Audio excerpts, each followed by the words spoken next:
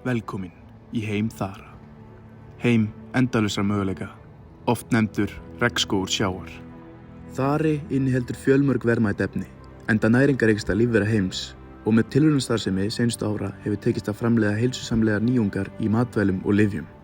25% af koltvíoxíðlosun heimsins endar í sjónum, en Þari stendur fyrir 50% koltvíoxíðinntöku sjávar. Þar með fannst okkur áhugavert að kafa dýpra í möguleika Þara.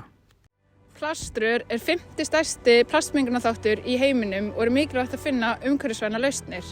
Nýjungir hafa komið fram á markaði svo sem stálrör og papparör, en þau eru óhentug notendum.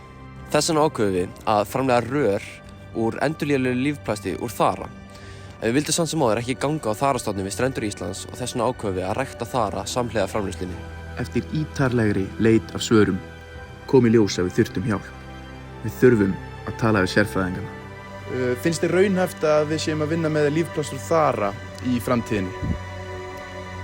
Já, mér finnst það alveg raunhæft, en ég verð líka að segja að ég held að sé ekki bara einhver ein lausn, heldur þurfum við að finna farveg fyrir allt sem kemur úr Þaranum og við þurfum að hafa það sem sagt með aðra lausnir líka.